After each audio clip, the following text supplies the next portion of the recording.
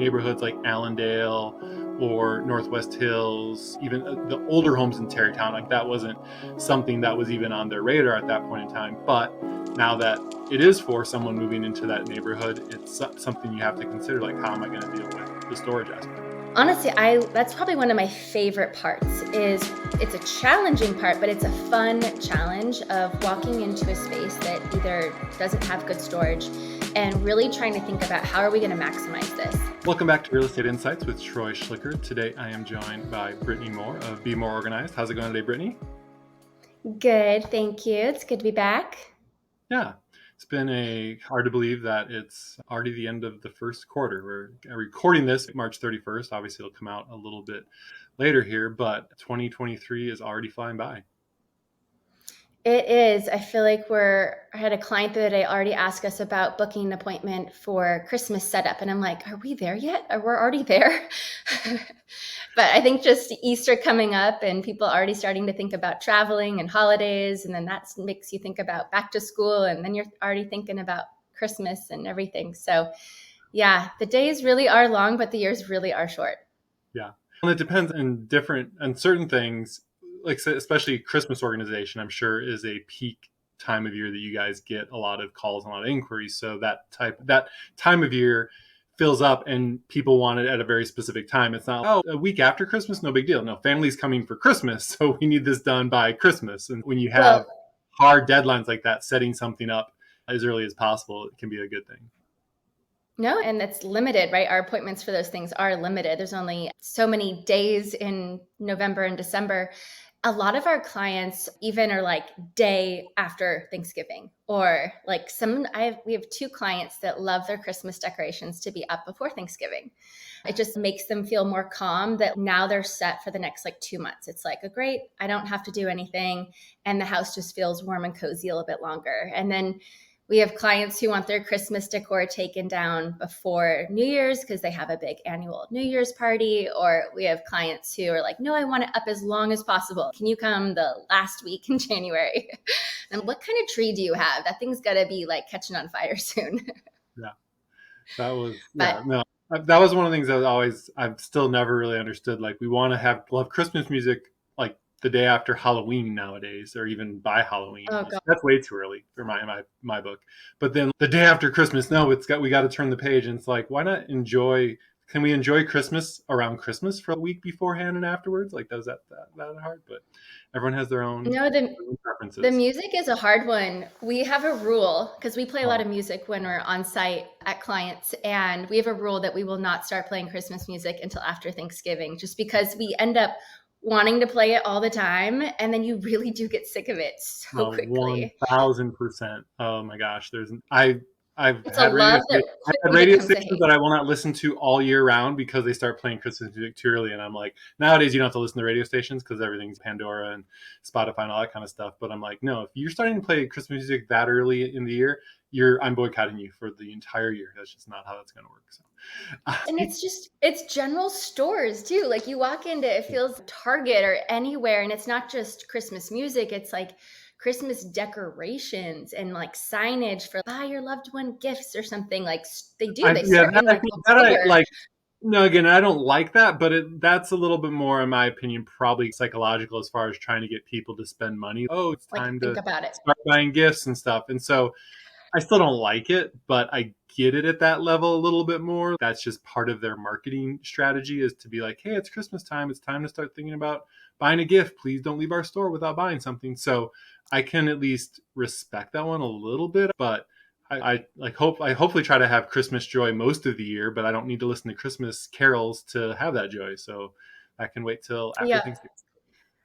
I think it ties into the idea that like not only then, I don't know, are you just like buying gifts? When I get all my Christmas shopping done like by November for sure. I'm like, I'm not dealing with stuff being out of stock, or I don't know, just not being able to find something, or the stores get busier, everything gets busier, shipping delays, all the things. So I'm very organized I have my Christmas list every year saved on my phone. And I'm just a very like my love language is totally acts of like service and gifts. So I like note little things throughout the year in my notes on my phone through like for those people. Oh, they said that, or ooh, think my mom needs a new perfume or whatever it is. So then I already have my shopping list almost built. So it's really easy for me to go online and just click buy. But it is interesting. So I think with decor, and I think Target does, unfortunately, just a really good job at this, especially in their dollar section. But people buy so much holiday decor. We see it, we primarily do set up and take down for Christmas, but obviously we do holiday setup and take down for other holidays as well as clients wish. But the amount of holiday decor that our clients typically build year over year is just so extensive. And the hard thing about holiday decor is a lot of times clients feel such a sentimental attachment. Oh, this was the baby's first Christmas, or my grandma gave me this, or I got this from a friend as a hostess gift from a holiday party I hosted 5 years ago, or I don't know, or the crafts. The crafts are the worst. The crafts that the kids make, or the crafts that your grandma makes you that you're like, I hate it. It's so ugly. I don't want to put it up in my house, but I like can't get rid of it. So the accumulation of holiday decor is insane. I think we read a statistic that like $1.9 billion is spent on Easter decorations, or was spent on Easter decorations in 2021. Like we spend a lot of money. That's Easter. I'm curious what we spend on Christmas. Oh, it's got to be easily 5 to 10 times that, if not potentially more. Yeah, no, there's so much more emotion Yeah. attached to Christmas, And and it's so even abundant, wrapping like in you're talking Hanukkah. about. Like you do it for at least a month for most people, and for some people even more, where for Easter it's, oh yeah, it's Easter in a week, okay, maybe 2 weeks for people with Easter, but it's not, doesn't compare as far Yeah. as the time frame of people being invested into it like Christmas is. And I think like you used to see, like it used to be more common for you just to have one tree in your house. And now it's so much more common for people to have a main tree, or some of our clients who have really large homes, they have multiple trees in different like living spaces. And then there's like a mini tree in the playroom. There might be mini trees in like the kids' rooms. And so just the decor becomes a lot to manage. And I think like anything that we talk about in terms of quantity of items, whether you're talking about a closet and you're talking about shoes, or you're talking about kitchen and you're talking about appliances. When any category in your home starts to just build up, it really starts to cause you a great deal of stress and anxiety. And if you don't have systems in place for managing those items, not only are you probably buying duplicate items and thus wasting money, but you're going to have so many things year over year that you don't even use that are just totally taking up space in your home. So having good storage in your home is really important. And I don't think you can ever have too much of it.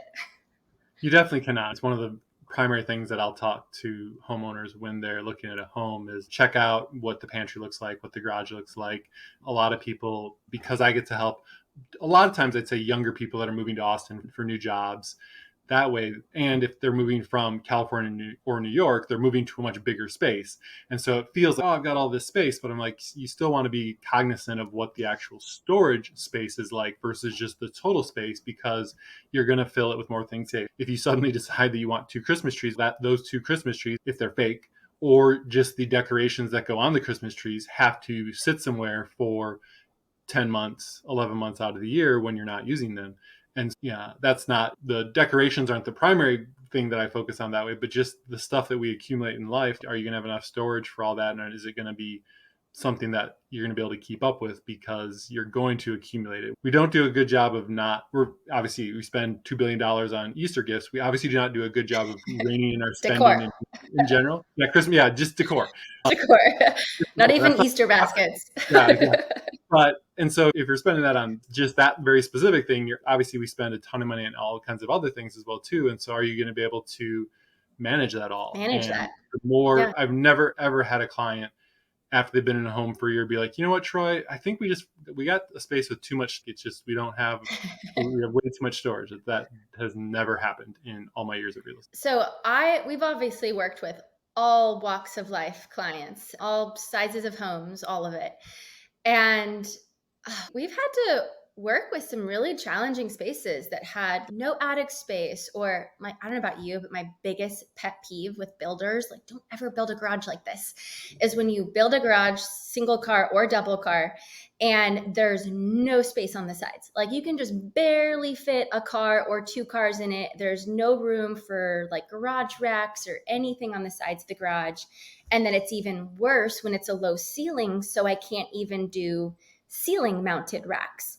And so I'm like, so there's no garage storage, there's no attic, there's typically very small closets or just like a small hall closet. I'm like, where am I going to store this stuff? And in some cases, we've ended up like building some kind of like custom storage unit on the side of the house or buying something for that. But I can only imagine in your industry, that's got to hit hard for resale value. If you don't have storage space that's well thought out or built out in your home, if I was walking into a home and looking at a home and I'm like, where am I going to put my stuff? I wouldn't want to buy it. With homes, they tend to be, because the way developments work is that homes, subdivisions, and neighborhoods tend to get developed at the same point in time. So usually, if one home doesn't have that option, doesn't have great storage, a lot of the other homes in that neighborhood don't, because they were built in the 1970s, where that wasn't a big thing, wasn't to have a bunch It of didn't extra accumulate so storage much. space in the garage. Yeah, because you didn't accumulate near as many things.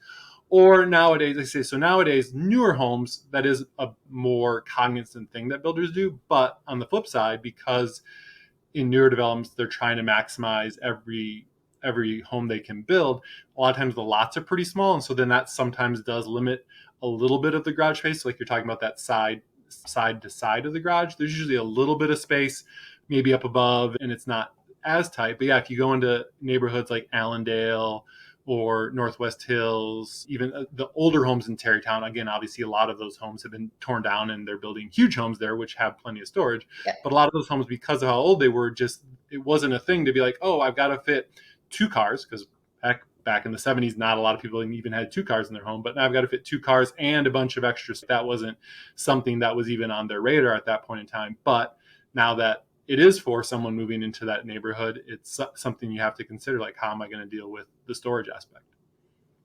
Yeah, no, definitely. And honestly, I that's probably one of my favorite parts. Is it's a challenging part, but it's a fun challenge of walking into a space that either doesn't have good storage and really trying to think about how are we going to maximize this. Clients, just to use even a pantry as an example, clients are always really good about filling up their horizontal space. And so I train my team that when we walk into any space, a fridge, a pantry, a closet, garage, just any space, don't look at the environment for what it is. Don't solely limit yourself to using the environment as what is presented in front of you. Change it, customize it, rip out a shelf, add two new shelves. Like, you can do anything with the environment in front of you that you want to. And a lot of times for even low cost. One of my biggest pet peeves and best ways of finding storage, and you can typically do this in any closet, is builders always build two pain points. The shelf that is above your rod in standard closets, one, they build the trim on that shelf, usually like a certain depth, maybe a 14-inch or 16-inch depth, but then they almost always give you an 11-inch shelf. Why? Why? Give me the 14 or Yeah. 6-inch or 16-inch shelf. Like, so I do that a ton. I will have one of my handyman come in, rip that 11-inch shelf out, and throw in a brand new 14, 16-inch shelf and paint it white. And it looks totally, it doesn't look like an afterthought. It looks like it was built as a part of the home. But that can allow me to put bigger and larger bins on those shelves to, again, just maximize the storage. And then, second pain point, and this is just standard. I've never seen a builder do this. Every single home that I walk into, not only the short shelf, but also there's 3 to 6 feet above that shelf to the ceiling, where I'm like, there's just a big empty wall up there. I could do all kinds of stuff with that. I'll add a new custom pull down rod so that the client has more hanging space. I'll add a 20-inch shelf or two of them up there so that we can fit, again, yeah, storage, whether it's like off-season ski clothes, or maybe again you don't have any garage space or attic space, so I'm going to have to use that for your seasonal decor or your memorabilia. But it's always looking at spaces and environments and like, how can we maximize this and not just utilize what we have in front of us? And I think a lot of times people just naturally get stuck into, okay, this is what I have, this is what I have to work with. And honestly, one of the biggest examples is fridges. Very few clients ever change their fridge shelving, which is all adjustable, or just take out a shelf. Like, I'll walk into clients' homes and they'll have like their orange juice bottle like laying down sideways on a shelf. They're like, there's just no tall space in our fridge. And I'm like, and I'm just going to pull the shelf out. So it's training our eye that like you can do anything with this space, how to maximize it. Yeah. And that's just so important. Go ahead. No, the interesting thing on the closet thing is I think part of it, right? Obviously, there's companies out there that do custom closet design. And so there, obviously, you can get generally probably better results, but that's really expensive. I think part of the problem is, like, again, historically, your closet was a just face the wall, pull two doors, and that's the space that you had. So you maybe, even though it was 16 inches deep or maybe 24 inches deep, you didn't want a 16-inch shelf because it'd be hard to put stuff up on that shelf. And so that's probably part of Mm-hmm. why it was that kind of 11, 12 inches, because it would still allow you to put some stuff up there. And you, again, older homes, also the ceiling height is 7 or 8 feet, maybe 8 feet. And so you didn't have all that space up there. And so those standard products that have been, this is what we make because this is how the homes were made.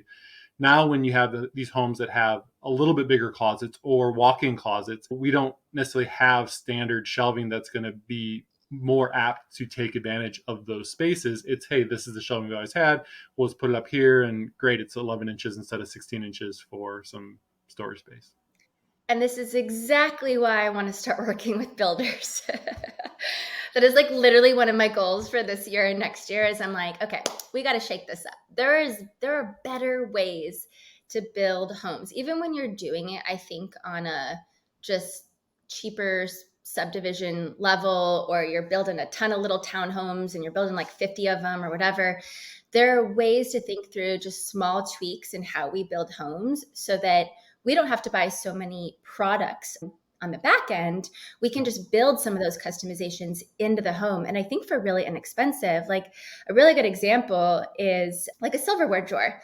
For me to bring my handyman in and for him to just build the couple of little the pieces of wood into that drawer so that it is a custom built-in silverware drawer is like $50. It's really not expensive. But for me to go out and buy the silverware tray is about $35, $40.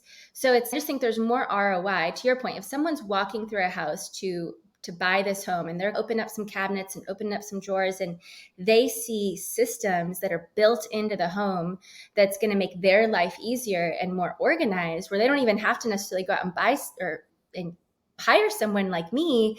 It's just set up for them. It's set up for success. And Sure. gosh, I'm so passionate about that. I really want to start building homes. I'm like, men, I just don't think should build homes. I think women should build homes. So I'm like, I need to get in there. And I definitely would agree that I would say, I'm sure, again, at the high end custom level, it maybe is a little bit better, but even there, it's definitely still more of a basic engineering problem, and obviously some livability. Like, they're not just building homes just to make them. There's still design philosophies as far as how a kitchen should be laid out and some things of that nature. But yeah, the small parts of it are not thought of quite as much. And it'd be interesting in talking to builders to see how receptive they would be to something like that, partially because, right, like, you're trying to build a house that could be appealing to anybody. And so in a lot of Mhm. cases, they don't want to get too specific on stuff. Now, again, Specific. everyone has silverware of some sort, even if it's chopsticks. Like, you have silverware, but most people have silverware. And so it shouldn't be that wild and crazy to think, ooh, a kind of a customized silverware drawer could be beneficial. But yeah, it would be interesting to see the adding in more of the functionality living component to it instead of just the kind of industrial living component to it Aesthetic. that most builders have. No, definitely. One of my other big pet peeves, especially with a large, beautiful, brand new custom home, is we see this a lot recently, is everyone's moving to drawers in their bathrooms, or a lot of people are. And problem is, they're not, again, builders are thinking about kind of a utility design. They're not thinking about the functional design of how that client or most clients will use it. Like, okay, most clients have mouthwash or hairspray or a gel product, and it's about average at least this high. You built me this high drawers. I can't stand up a single product. I have a really high end client out in Fredericksburg, like super high end client. And I just feel so bad for them. They built the tiniest little drawers, and each of their vanities is like 10 tiny drawers, and it looks beautiful. It's a very like French look. And I'm Yeah. like, I have to lay down every single product that she has, which takes up so much more space. And it makes it really hard to make it look super aesthetically pleasing and just be able to fit all of one like category into one drawer. So it makes it really hard to have the proper functional lifestyle organization that we love to create for clients. So really thinking through some of those hard designs in that process, I think would be just so key for, yeah, for builders to do. But even just thinking about general storage in a home, there's so many even financial benefits to that, because if you don't have good garage storage, or you haven't thought through good pantry storage or good closet storage, really any inventory, any category, right? Because we all have different things. Some people are just all about their holiday and have extra amounts. Some people are all about their shoes. And I have seen clients go get extra storage units just for seasonal clothes, because maybe they're a blogger or some kind of influencer, right? Like, we see clients get storage units for all reasons. And I think if we were able to build better storage into homes, or just bring in someone like myself who can look at your space with a fresh set of eyes and say, okay, well, I think we could do this here, we can maximize this empty space here, it would save a lot of money in the long run of people going out and then buying storage units to store those things. Because Yeah. really, I think when people get into that storage unit mindset, it is really hard to get a client to then go clean out that storage Oh, unit and sure. get all of that back on site. It's a domino effect of, you're going to then be signing up for $50 a month or whatever it is for the next 20 years probably. I'd be really curious the amount of people who have storage units and have had them for a decade. Yeah. No, again, right. Like, it's storage units, I'd say, are one of the, especially down here in Texas. So again, growing up north, they weren't near as common, but you had basements, and so you could use basements, unfinished basements, for storage things, where that's not an option in Austin because of the way homes get built and the fact that it's not real economical to build basements at all. But yeah, no, you, one of the first things you'll see as subdivisions, as places are getting developed out, whether it's out towards Spicewood or up towards Leander and stuff, is a storage company coming in and buying some land and building units, because they know that people are going to do that. And they say, if you've gotten to the point, unless there's something very specific, right? If you have, say, a boat that you just can't really store at home, or something Right. something larger that just makes some sense for in that case. But if you've gotten to the point where you just have so many things that you can't store them at home, like, it's going to be really hard to once you have that storage unit, to wheel it back to, not only am I going to get rid of this storage unit, but I'm also going to get organized enough at home to make this all work together. So it's Yeah. again, A they never time have a thing, purpose, but it's definitely, say, a snowball a effect, slippery domino slope. effect. Yeah. Yeah, no, for sure. So I think there's a lot of benefit to clients putting money into their homes. And even if it's a little expensive, or building a new closet in your master closet, or whether with 3 tiers for even like a garage a garage update, we can use one of our vendors who we love is Garage Monkeys, and they'll come in and do just a full blown custom new garage. Like they'll epoxy your floor, we'll do like nice big white cabinets. So everything's hidden behind, but labeled. So it's still really easy to find. But it's lovely when you come into your garage and you're not just crippled by 600,000 items staring at you, where they're hiding behind things. And that's another reason why we really don't like to use clear bins. We love using just a black or a gray or a white bin, and then just having a really good label on it. And then even micro categories, categorizing under that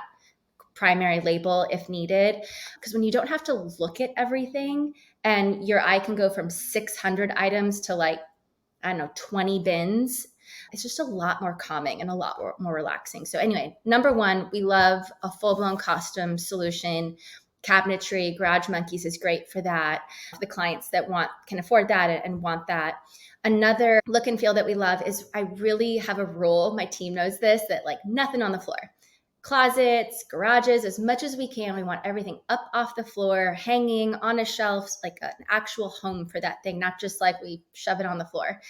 And so we love utilizing Alpha Decor.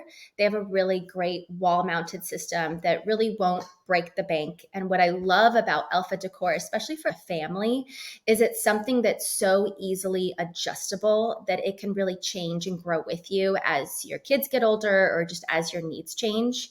And then on just a really basic level, depending on your budget, I would say just going out and buying garage racks. And then there's two types of racks we use. We use the floor racks or we use the ceiling mounted racks. For floor racks, I always recommend either the white, the gray, or the black. You can buy the white or black Intermetro line at the Container Store. Again, won't break the bank. And then we buy matching bins to match the rack so that it just has a very monotone, clean look. Or you can go to Target and buy their gray bins. And then we go to Costco and buy their big, heavy duty gray racks so that, again, it's just all clean and monotone. If and when we're going to use the ceiling mounted racks, we always go all white. So that just really blends into the ceiling and you don't see it. It's not a big eye pop or eyesore. And I love Flexi Mount or Gladiator Garage, which is available at Home Depot or Amazon. And then again, I would do all white bins up there. And typically for a ceiling mounted system, I would recommend that to be like memorabilia or something that you're really not touching very often so that it's just up and away. But at minimum, even in those really difficult garages where they don't give you that side space and you can't do those garage racks, you can't do a good system on your wall because your garage space is so tight. A lot of times you can still do some type of ceiling mounted rack because those are totally adjustable in height. You could do it down to 20 inches or down to 24 inches in height. So just depending on the height of your garage. But that's another really good way to just get some extra storage. Anything to avoid getting a storage unit. Well, one of the things though, you mentioned memorabilia and stuff up in those high, like, obviously you want to put stuff you don't have to get very often up in the higher racks, but one of the things Right. I always tell clients there is, especially in Texas, your garage is going to get hot. So you want to be careful to some degree what you put in there. So if it's memorabilia that could warp, or if 100, because No it's going to be candles. 100 degrees inside, it might get to 120 in your garage. And so if it's, you just want to be careful about the extreme weather that you can get in a garage and make sure that whatever you're storing in there wouldn't be affected by that. A big one that I think a lot of people don't know is actually paint. Paint should never be stored in the attic for that exact reason because it can expand. And our handymen were just telling us the other day about a client that had been storing paint in the attic and it like popped and then leaked all the way through their ceiling and their drywall and into their kitchen. And it was just this whole disaster. Yeah, attics get even hotter. Like attics are worse in that regard than garage spaces are, and so attics you definitely want to be careful. A lot of times in Texas, it definitely depends on the house. There's nothing in my attics. Like I don't even consider it a storage space at all.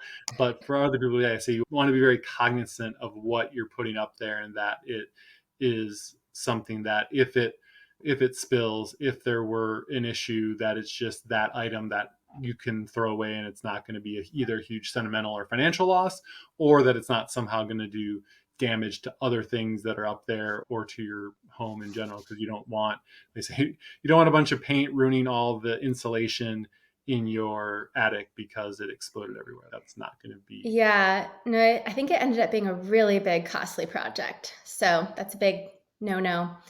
But yeah, so on that same idea of, I think, just investing in good quality storage and just saving up for that, and at whatever tier or level you can afford a full custom California closets or inspired closets closet system, or whether you want to go with something from Alpha, or whether you're just going to have a handyman install a couple of extra shelves. I think investing in that financial piece, so that I think from your industry, it'll add more resale value to your home. From my industry, it's going to create a lot less stress in your life when you have functional space, functional storage space. And really, that financial investment dominoes straight into mental health. And just, I think a lot of times people start to get full in their homes and stressed out with the amount of stuff they have, whether it's holiday decor or anything. And then that's where they go to that storage unit concept. Okay, we just got to get out of the house. But I don't find that the clients who have storage units feel any different really than the clients who have full packed homes where they're like, Brittany, come help me declutter. That's a Because it's a very temporary solution. It's because at that point you it's still haven't a guilt trip.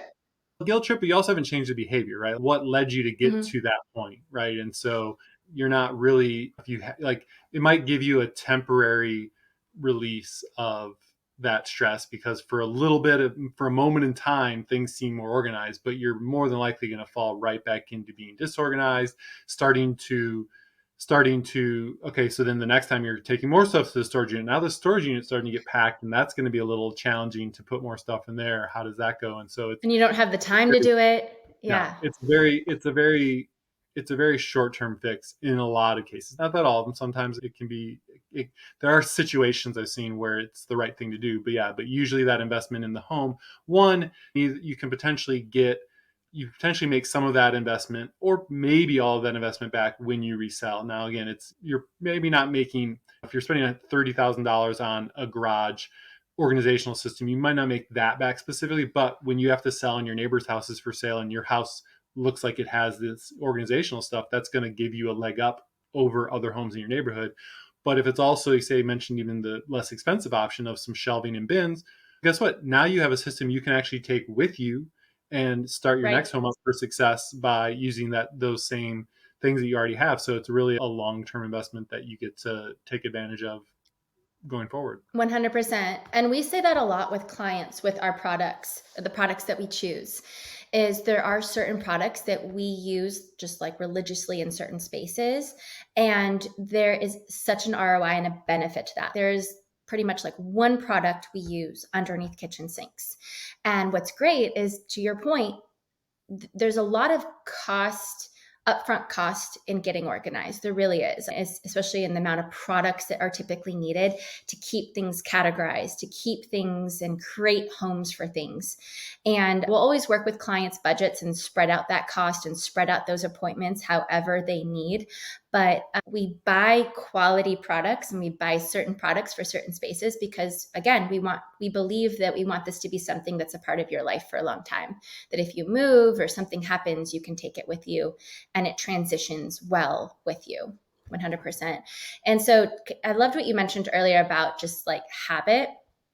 And there's a couple of categories of clients. There's the clients that we come into their home and there's some type of transition in their life that has led them to be disorganized, whether it was like a new baby, a new job, they got married, they got divorced, they just moved, something happened in their life that they couldn't get caught up, and then it's dominoing.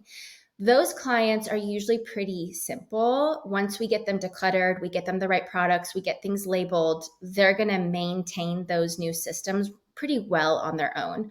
We're going to stop back every quarter, every 6 months, or once a year, whatever they need for their lifestyle, to check back in with them and help keep them decluttered ongoing, because we just have so much stuff that walks through our door every day. You need us as sometimes an accountability partner to be like, okay, great, time to declutter the house. We haven't done it in a year. I'm sure there's some stuff that you don't need lying around. But then there's the client who, whether it's maybe they struggle with some AD, maybe they're crippled by decision making, maybe their plate is just so full and they struggle with time management or just whatever it is, right? We all have our things, or they just life's crazy, right? Those clients, we love to work with them a little bit more closely. We're going to try to your point, they need us to be truly that accountability partner to help them make those habit changes in their life. And so we'll come in and spread out those appointments and maybe just do one appointment a month or something to really work with them slowly in each space, because that client typically does have a lot to declutter and they can't make that many decisions at once. So we'll work room by room. Let's just focus on kitchen this month. We'll get you new products. We'll get you decluttered in there, and they're going to need time to like process. Even though it's going to feel good that they decluttered a lot, it's still going to be like a grief transition for them. Oh my gosh, I just got rid of all those things. Like I got rid of my grandma's like favorite mixing bowl, even though I hated it and I was never going to use it. It was still like her mixing bowl. They're going to have some like grief to like process. And so I've really found over time that when we work with those types of clients more closely and more frequently over time, it is amazing the lifestyle change that happens. Like they will lose weight, they will start saving money, they really will stop going crazy on Amazon Prime Day, or who is it, they won't be one of the $1.9 billion that are spent on Easter decorations. Like they'll make better decisions. And so to your point, I think we've all just gotten a little lazy maybe with not thinking about things before we buy them. Of, do I really already have this? Do I really need this? Yeah, it's pretty and it's shiny and it makes me feel good to buy it. But is it going to make me feel bad later when I don't have a good place to put it or store it? Or when I get home and I realize that I already had a ton of this category. So it's being more mindful, and then being more mindful can lead to better habits. And then so if you're more mindful, if you have an accountability partner, if you can get to better habits, if you can set up a process where you're consistently decluttering, and then I think invest in the right storage solutions for your space and at whatever tier you can afford to invest in those. I mean, that is 100% a recipe for success in your home, Yeah. for No, sure. and everyone who first started something, so right. So if you're not good at organization, everyone who started on that journey wasn't good to start with either. Some people weren't good when, say, for someone like yourself, yeah, you really loved organizing, so you started doing that when you were really young. And so it seems like you've done it forever, but even yourself, when you're a kid, you don't know how to ride a bike. Most people who are adults know how to ride bikes. It's not that you just because you're an adult, you know how to ride a bike. It's no, because you started it at a really young age and you got good at it. Same thing with organization or health and fitness or manage your money, anything. Like no one is just automatically naturally gifted with knowing how to do that. Some people might not have the HD problem. Some people might get a passion for it. So it makes it easier to spend the time to get good at it. But you still, even if you enjoy something, have to go through the difficult process of slowly getting better. Some people get better a little faster than others and get to the point where it's something that is a strong, either a strong point of yours or something that you can at least manage because you know it's important and it is going to have those big impacts, like you mentioned, on the rest of your life.